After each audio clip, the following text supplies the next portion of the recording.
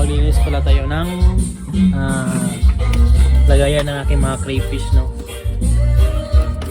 Tapos nilipat ko na plus na dito, no. Yan. Diyan mo lang sila, taka linisan mo lang natin ito yung ano nila, breeding area nila. Ito ko sa nilagay kapag nag-breed. Ang ginamit ko palang ano, pang brush dito ay toothbrush, pero matagal na ito eh.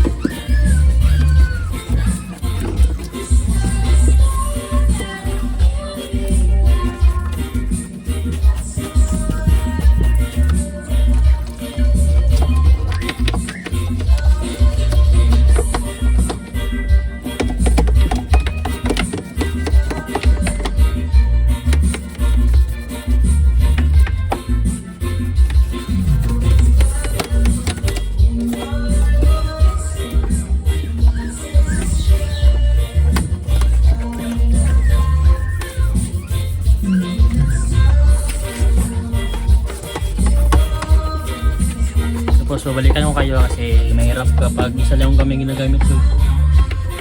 Tapos next natin linisan ay yung ano nila, yung PVC pipes, yung ganito nila.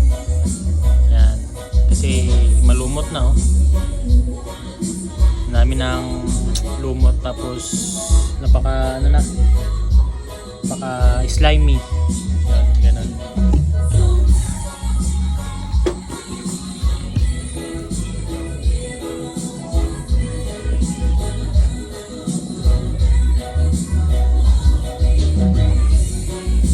Paglinis, so binabrush ko ng toothbrush.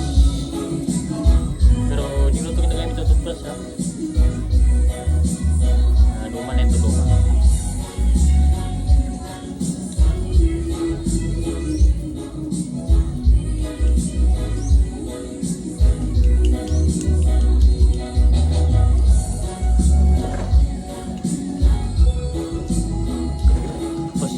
Tapos yung hindi na siya madulas, lagay lang dito.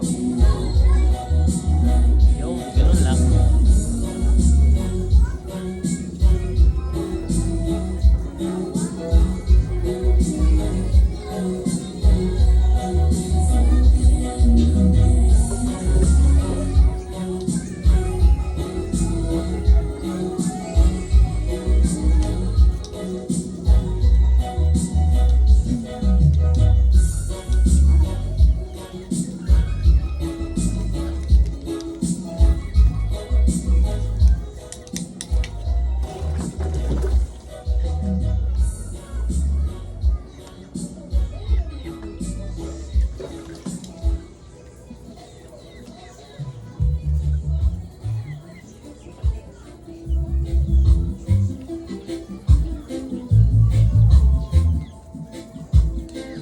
Tatanggal ko lang yung mga madudulas na part kasi para maging mabaho yung ano, pan or yung bedding area nila, diba? Yun lang, marami pa akong lilinisin.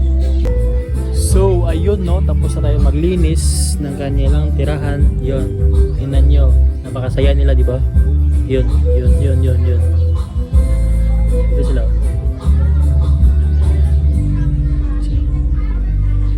Tapos meron pa akong breeder dito, isa. Yan. So ayun lang sa ngayon no. Hapon na, kailangan ko mag basketball na naman para sa healthy living. Bye bye. Tapos pala no, ay nilagay ko yung pinakamalaki kong lalaki na crayfish dito sa mga malalaki ko ding bahay na crayfish para sila ay magparami. Yun, tingnan mo kung gano'ng kalaki yan, boy. Nasa 7 inches nata yan eh. Yan, laki boy. Hindi siya kasya sa kanyang lagayan.